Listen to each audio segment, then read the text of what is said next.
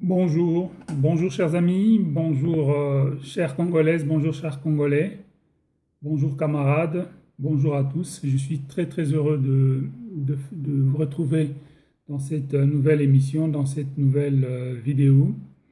Euh, c'est la deuxième de la série que nous organisons, c'est la deuxième communication en termes de vidéo que nous faisons. La première communication avait été basée sur d'une part, les événements politiques qui suspendaient un petit peu la République démocratique du Congo et qui mettaient la République démocratique du Congo un petit peu en haleine, c'est-à-dire l'organisation ou pas du dialogue national.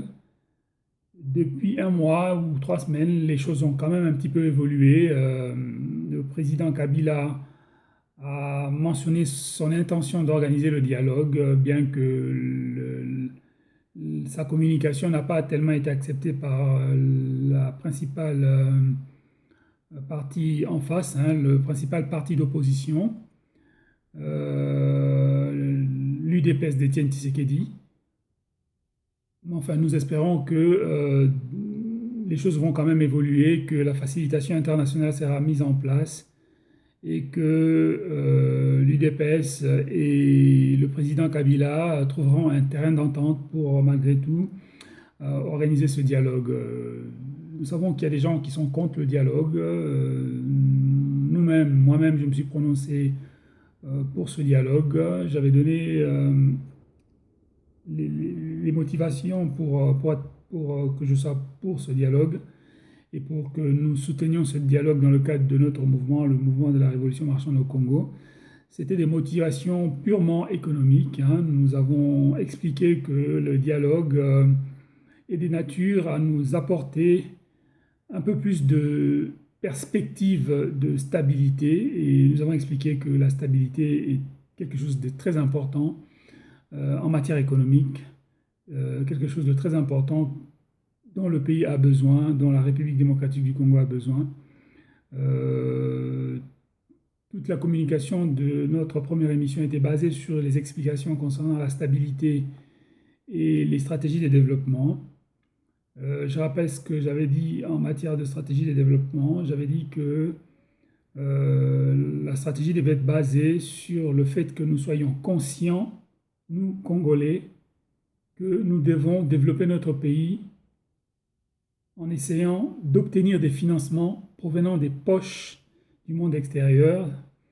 Et j'avais expliqué que la seule façon d'obtenir ces financements-là, c'est d'être capable de vendre des choses à l'étranger, des choses qui doivent être des produits industriels, des produits manufacturés, pas seulement de la matière première brute. Hein, c'était un point central de ce que j'avais dit dans la dernière vidéo. Il faut absolument que nous arrivions à industrialiser notre économie. Et il y a des stratégies à ce niveau-là qu'il faut appliquer, des stratégies de diversification économique, des stratégies d'industrialisation des secteurs dans lesquels nous avons déjà des avantages comparatifs, hein, comme disent les économistes. J'avais identifié le secteur minier comme un secteur dans lequel nous avons un avantage comparatif et donc nous devons nous appuyer sur ces secteurs pour, être capable, disons, d'accumuler des ressources qui vont nous permettre de développer d'autres secteurs et qui vont nous permettre aussi de nous développer, d'investir dans les infrastructures, d'investir dans l'éducation, dans le social, etc. Voilà, donc je vous renvoie à la première vidéo qui a été mise en ligne il y a maintenant plus de 3 semaines. Aujourd'hui, dans cette deuxième vidéo, nous allons nous arrêter à ce qui s'est passé hier en République démocratique du Congo, c'est-à-dire le discours sur l'état de la nation du président de la République, M. Joseph Kabila Kabange. Voilà, nous allons nous intéresser aux aspects qui concernent l'économie et le social de ce discours. Si vous vous rappelez, j'avais mentionné le fait que j'avais écrit au président Kabila il y a déjà maintenant une année pour lui indiquer les chemins, la stratégie que la République démocratique du Congo devrait adopter pour se développer. Ce que je n'avais pas dit, c'est que ma lettre avait été écrite en réaction à son discours sur l'état de la nation, au discours sur l'état de la nation du président Joseph Kabila Kabange de décembre 2014. Donc, quand j'avais entendu son discours sur l'état de la nation en décembre 2014, j'avais immédiatement formulé le projet de lui écrire une lettre pour lui expliquer comment les choses doivent se présenter en fait pour la République démocratique du Congo en matière économique, comment nous devons nous comporter en tant que pays pour développer ce pays-là. J'étais un petit peu inquiet d'entendre son discours à l'époque. Je me demandais, est-ce que nous avons des intellectuels? Est-ce que le président de la République a des conseillers? Est-ce que ces conseillers,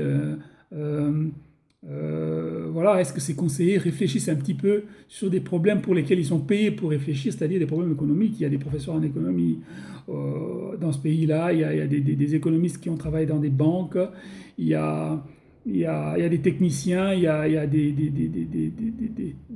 cerveaux dans ce pays.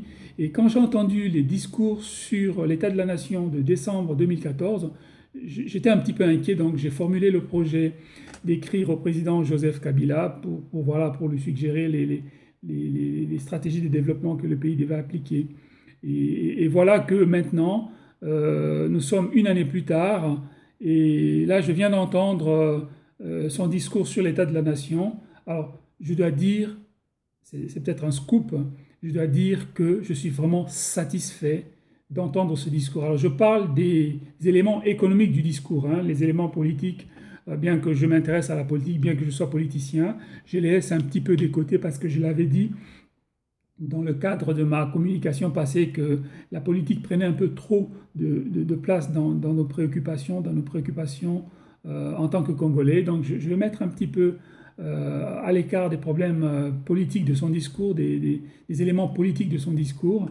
Je vais m'intéresser aux éléments économiques. Donc par rapport à ces éléments-là, je le dis, je suis très content d'entendre ce discours. Alors je suis très content de d'entendre ce discours, mais malheureusement, je dois quand même mettre un bémol.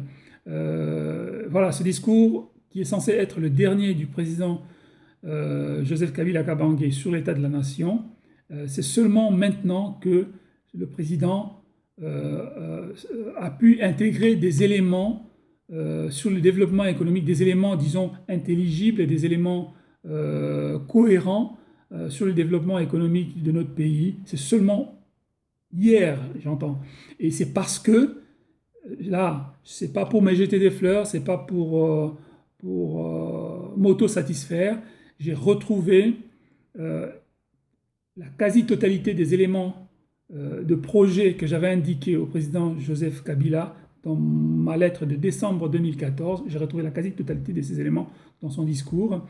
Ce sont des bons éléments, ce n'est pas parce qu'ils viennent de moi, et ce sont des bons éléments. Je vais les expliquer maintenant en reprenant son discours. Ce sont des bons éléments. Le seul problème, c'est qu'il aurait fallu aussi que le président Joseph Kabila dise que ça fait partir de son legs, en fait, de son héritage qu'il va laisser au prochain président pour pouvoir continuer le travail que lui-même il a commencé, le travail qu'il a commencé avec l'aide des gens comme nous, des gens peut-être aussi de ses conseillers qui sont autour de lui, mais en tout cas je sais que j'ai participé à suggérer ces idées de stratégie de développement au président Joseph Kabila. Donc il devait être clair sur le fait que c'est un héritage qu'il va laisser au prochain président pour qu'il poursuive sur le même chemin. Il ne l'a pas indiqué. J'espère qu'il a dans sa tête. J'espère qu'il tient comme vous et moi à ce que la Constitution soit respectée, que ce deuxième mandat soit son dernier à la tête de la République et que le prochain président qui viendrait poursuive les efforts de développement qu'il a commencé, hein, on ne peut pas le nier. Hein. Joseph Kabila avait le souci de développer ce pays. Le seul problème que je vois, moi, c'est qu'il n'a pas eu une équipe suffisamment... qui n'a pas travaillé suffisamment, on va le dire comme ça, hein, qui n'a pas travaillé suffisamment pour trouver la meilleure façon de développer ce pays-là. Ils ont parlé de révolution de la modernité, ils ont construit des routes un petit peu dans le désordre, alors que Et là, j'aimerais que tous les Congolais fassent attention à ce que je vais dire. Ce qu'il faut,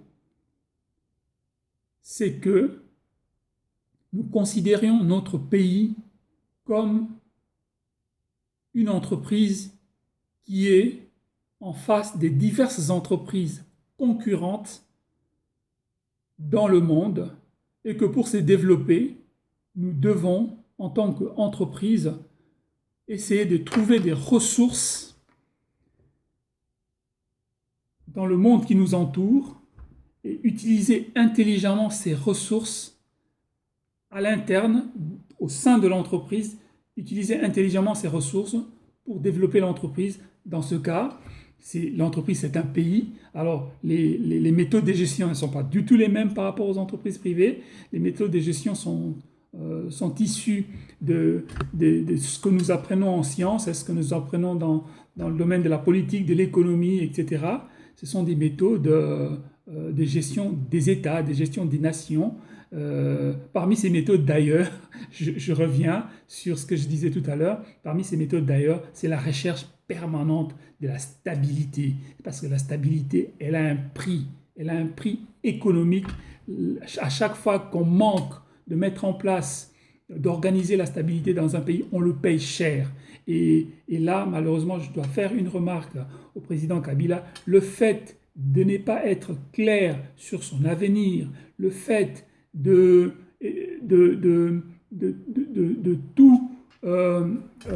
donner une importance trop grande au dialogue pour organiser ce que seront nos institutions prochainement, c'est prendre le risque de l'instabilité justement. Le dialogue devait nous permettre de chercher la stabilité, mais si nous nous dispersons, si nous ne sommes pas conséquents sur ce que nous allons faire dans le dialogue, nous allons introduire des éléments d'instabilité qui vont avoir des effets pervers, des effets justement que le dialogue veut combattre. Le dialogue recherche la stabilité, mais si le dialogue n'est pas bien organisé, si on ne se met pas d'accord sur ce qu'on va dire au dialogue, le dialogue aura des effets pervers, des effets d'introduction d'instabilité dans le pays. Et la meilleure façon de le faire, c'est de rester flou sur l'avenir de nos institutions, sur l'avenir de la présidence de la République. Voilà, à ce niveau. Bon, ce sont des choses qui ont été dites par beaucoup de gens. Je le dis aussi, il faut absolument, j'espère qu'il va le faire prochainement à l'occasion des vœux traditionnels que le président de la République adresse aux Congolais à la fin de l'année. J'espère qu'il va être un peu plus clair sur son avenir, sur la fin de son mandat, sur le fait d'aider le pays à organiser des élections présidentielles acceptables. Je pense qu'on n'a pas besoin des élections qui soient super bien organisées. On a besoin d'élections qui soient acceptables et qu'il y ait un nouveau président de la République. Le président de la République peut venir de la majorité, il peut venir de l'opposition. Là n'est pas le problème. Le seul problème, c'est le respect des institutions. Et pour ça, le président Joseph Kabila ne doit plus être président en décembre 2016. Voilà. Voilà. Alors, ceci étant dit, je félicite le président Joseph Kabila d'avoir intégré des éléments essentiels qui concernent l'économie du pays, qui concernent le social du pays dans son discours sur l'état de la nation. Donc je vais maintenant revenir sur ces éléments et puis donner des explications parce que je connais ces éléments, je le redis, j'avais écrit une lettre, je parle sous le contrôle de l'ambassade de Suisse, de l'ambassade de la République démocratique du Congo en Suisse. Je parle aussi sous le contrôle du cabinet du président de la République. Ils savent que j'avais écrit pour suggérer ces stratégies de développement qui ont été reprises ici dans le discours sur l'état de la nation. Et donc je vais maintenant les expliquer.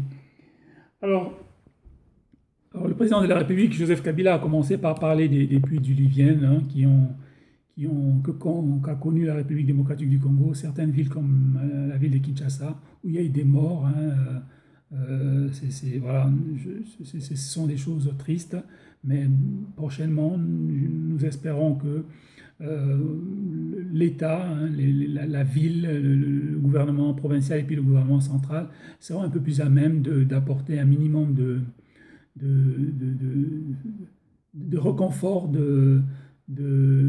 voilà, de ce qu'il faut apporter lorsque les gens se font face à ces catastrophes.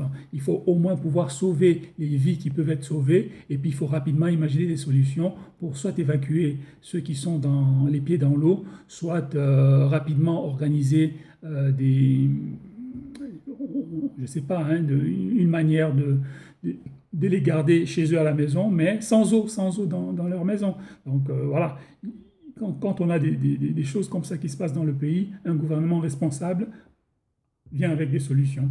Alors, les solutions, nous ne les avons pas encore vues pour l'instant. En tout cas, le président en a parlé, donc je le félicite. Alors, il parle de bilan contrasté. Hein. Le bilan contrasté, c'est clair que le bilan est très contrasté. Il y a des progrès qui ont été accomplis sur la recherche de la stabilité macroéconomique.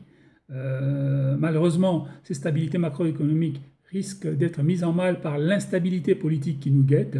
Voilà, j'espère que le dialogue sera un moyen de,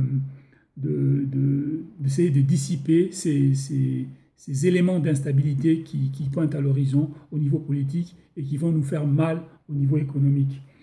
Il a parlé de la situation sécuritaire. Alors, par rapport à la situation sécuritaire, voilà, nous avons toujours ce problème dans le Grand Nord, hein, dans l'Ituri, à Beni. Euh, Si je me réfère à certaines analyses qui sont faites par des journalistes assez bien connus au niveau de la République démocratique du Congo ou même par l'opposition, il paraît que c'est un problème quand même assez sérieux au niveau de notre pouvoir politique, hein, qui ne fait pas tout ce qu'il faudrait faire pour éradiquer les violences qui sévissent dans le Grand Nord, dans l'Ituri, dans la région de Beni, etc. J'espère vraiment qu'il sera possible très rapidement, soit par le gouvernement actuel, soit par le gouvernement qui viendra après les élections de 2016, de, de, de, de, de, de, d'organiser un peu plus de sécurité au niveau de cette région-là.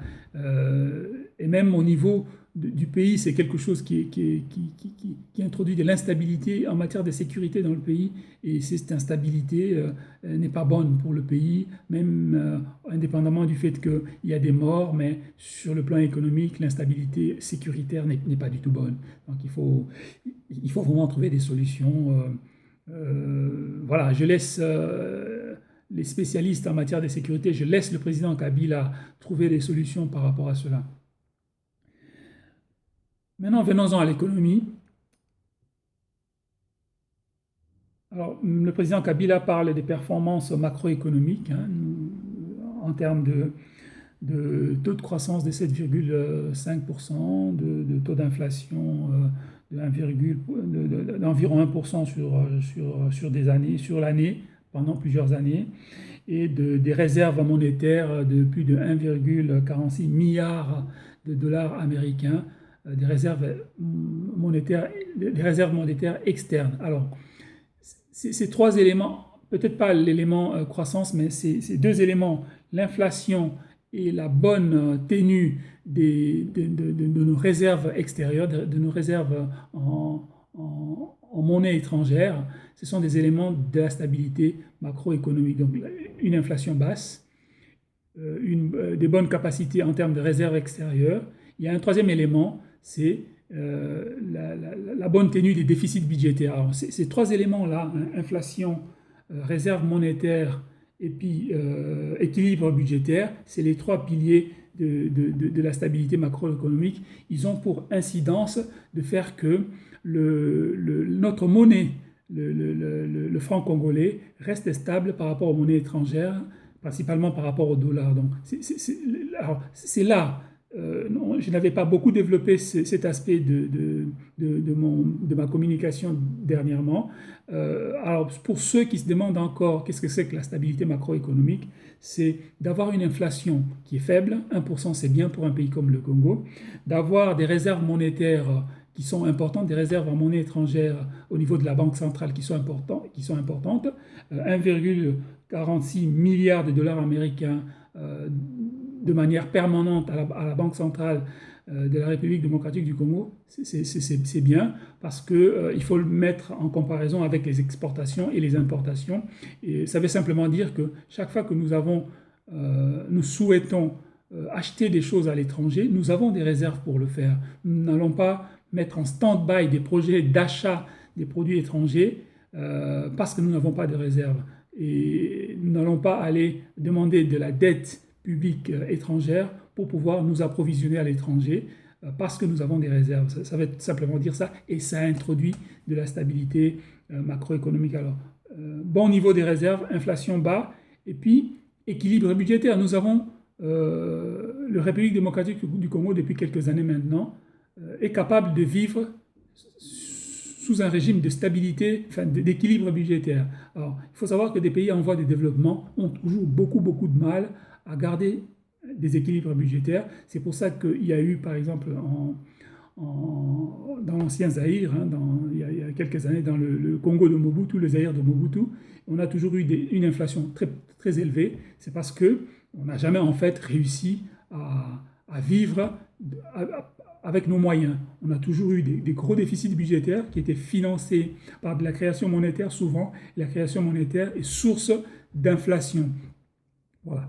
Donc, ces trois éléments-là, je répète, inflation bas, bon niveau des réserves en monnaie étrangère et puis équilibre budgétaire, ce sont les trois piliers de la stabilité macroéconomique et les performances de la République démocratique du Congo sont plutôt bonnes à ce niveau-là. Et le président Joseph Kabila l'a souligné, c'est juste, nous devons maintenir cette manière de gérer l'économie.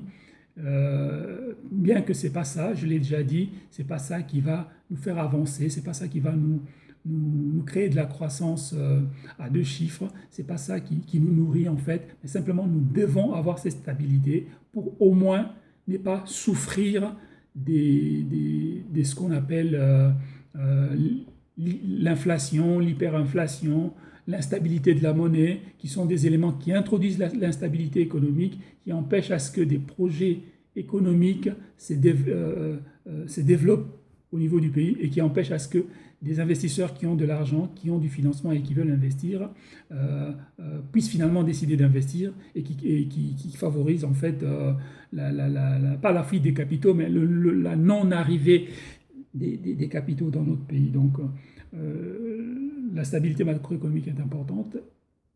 Elle semble déjà être une religion du gouvernement. J'avais insisté dessus dans ma correspondance d'une année et doit pouvoir continuer. Après cet élément économique, la stabilité macroéconomique, j'avais aussi parlé de la stratégie de développement. J'avais indiqué au président de la République que la République démocratique du Congo doit arrêter de parler de la révolution de la modernité parce qu'elle n'a pas de sens. Faire des routes avec de l'argent emprunté aux Chinois que nous allons rembourser avec nos matières premières n'a pas trop de sens. Il faut faire des routes avec de l'argent qu'on a au niveau du budget. Et quand on a un surplus d'argent parce qu'on arrive à vendre des matières premières, il faut utiliser ces matières premières-là pour intensifier notre effort dans les infrastructures. Nous ne pouvons pas seulement nous baser sur un emprunt en fait. Hein, on emprunte de l'argent aux Chinois et on va rembourser avec des matières premières brutes pour construire des routes. Ça n'a pas de sens. Ce qu'il faut, c'est continuer à bien gérer le budget de l'État, avoir un budget pour la construction et l'entretien des routes, mais ensuite renforcer ce budget d'année en année avec de l'argent qui proviendrait de la vente de nos matières premières, de la vente des produits à valeur ajoutée dérivés de nos matières premières. Voilà, j'avais dit ça. J'avais aussi insisté sur le fait que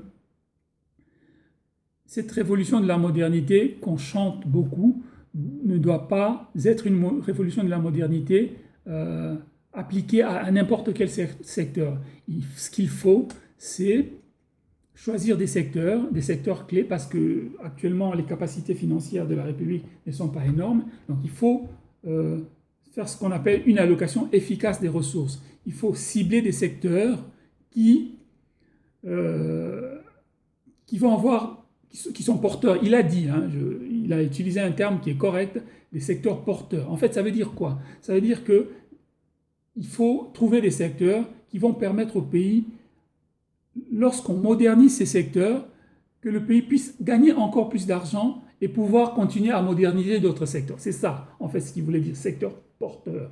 Et j'avais expliqué qu'un secteur porteur pour un pays comme le nôtre, c'est le secteur qui nous permet de faire notre révolution marchande. Alors, je vais expliquer ce que je dis. Faire notre révolution marchande, c'est-à-dire de devenir en fait un pays qui exporte.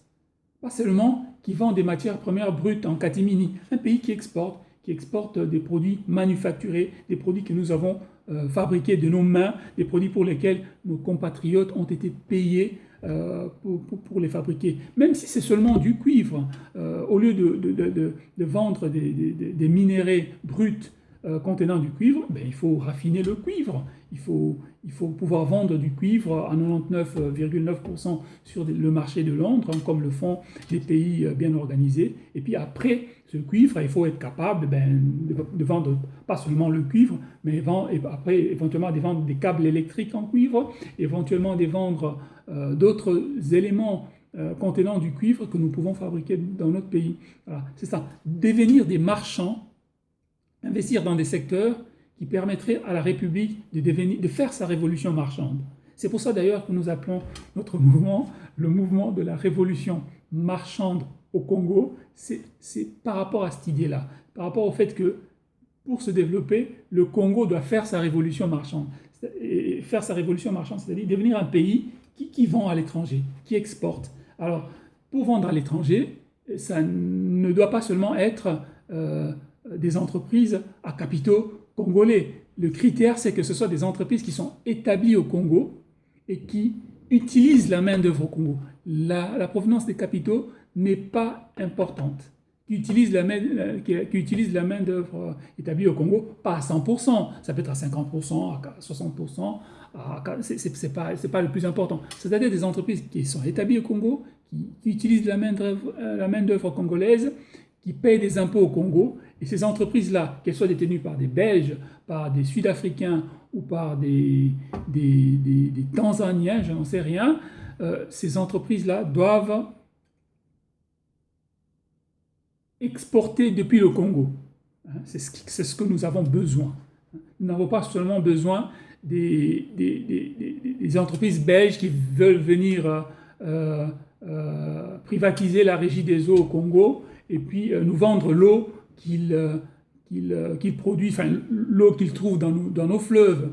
Ce n'est pas seulement de ça que évidemment nous avons besoin aussi de ça, des entreprises qui sont tournées vers les marchés locaux, mais ça rapporte plus aux étrangers. Si ce sont des capitaux étrangers, ces entreprises qui sont tournées vers des marchés locaux rapportent plus aux étrangers qu'à nous. Nous avons besoin des entreprises qui sont tournées vers des marchés internationaux, mais qui utilisent la main-d'œuvre locale. C'est-à-dire qu'en fait, ce sont les étrangers, en achetant ces marchandises-là, qui proviennent de ces entreprises-là, ce sont des étrangers, finalement, qui vont payer la main-d'œuvre en République démocratique du Congo. C'est ça dont nous avons besoin. Parce que pour nous développer rapidement, nous avons besoin des sources de financement qui coulent et qui n'arrêtent pas de couler. Et les meilleures sources de financement, ce sont les sources de financement qu'on a lorsqu'on vend quelque chose. Et si on peut vendre ce quelque chose à l'étranger, c'est encore mieux pour le pays parce que c'est de l'argent qui vient de l'étranger. Ça améliore, j'en parlais tout à l'heure, ça améliore nos réserves monétaires, ça améliore notre capacité à financer les projets, etc. Alors c'est ça l'idée que nous avions essayé de communiquer au président Kabila. Nous sommes contents qu'il ait repris cette idée dans le discours sur l'état de la nation.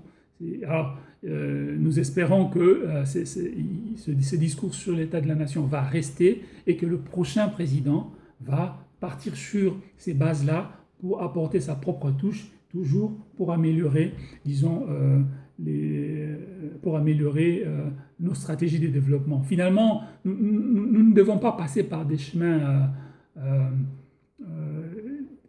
très diversifiés. Le cheminement est assez... Alors pour se développer rapidement, hein, évidemment on peut mettre 100 ans à se développer, mais là nous voulons, on parle d'atteindre l'émergence en 2030, c'est pas en vendant des biscuits aux jeunes Congolais, des biscuits fabriqués à Kinshasa, qu'on va développer des entreprises. Il faut pouvoir fabriquer des choses qui peuvent atteindre des marchés internationaux de manière à ce que les sources de financement coulent. C'est-à-dire, en fait, l'argent que nous tirons de l'étranger continue à affluer vers la République démocratique du Congo. Voilà. J'avais parlé de développer le pays en utilisant l'argent qui vient des poches du monde extérieur. C'est ça que je voulais dire. Je voulais simplement dire qu'en vendant plus à l'étranger, nous démultiplions les capacités de financer notre économie locale. Voilà.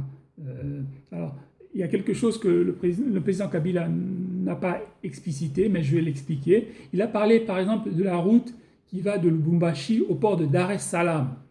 C'est toujours dans la même idée. Si on fait une route, si on a de l'argent, un peu d'argent pour faire une route, et qu'il faut choisir entre une route qui relie Lubumbashi à Mbuji-Mayi ou une route qui relie Lubumbashi à Kasumbalesa, il faut peut-être commencer par la route qui relie Lubumbashi à Kasumbalesa, parce que cette même route-là, bien qu'elle soit utilisée aussi localement, elle va servir de route de desserte pour nos marchandises vers l'extérieur. Dans le cas de Lubumbashi, ce n'est pas un bon exemple, parce que les principales marchandises sont des matières premières brutes. Ce qu'il faudrait, c'est que la révolution industrielle se passe à Lubumbashi, que l'industrialisation ait lieu dans le domaine minier, que cette route-là serve à exporter non pas seulement des matières premières brutes, mais des produits manufacturés, dérivés de nos matières premières, que cette route serve à sortir ces produits-là vers l'extérieur, jusqu'au port de Dar es Salaam, comme le dit le président Kabila. C'est ça l'idée. L'idée, c'est de mettre de la modernité dans des secteurs clés, des secteurs qui vont permettre aux marchands et aux industriels installés au Congo de conquérir le monde et de permettre au Congo de faire sa révolution marchande, de devenir un pays qui échange avec le monde, tout simplement. Et quand on est capable d'échanger avec le monde, on a la possibilité de se développer parce qu'on est confronté, en règle générale, avec les pays développés. On ne peut pas imaginer que nos marchés se limiteront à des pays africains, parce que ces pays africains-là ont d'autres fournisseurs qui viennent de l'étranger, qui ont des produits plus compétitifs et plus performants que peut-être nous-mêmes. Donc pour que nous puissions nous développer, nous devons être ouverts à confronter le monde, même le monde développé, c'est-à-dire vendre des choses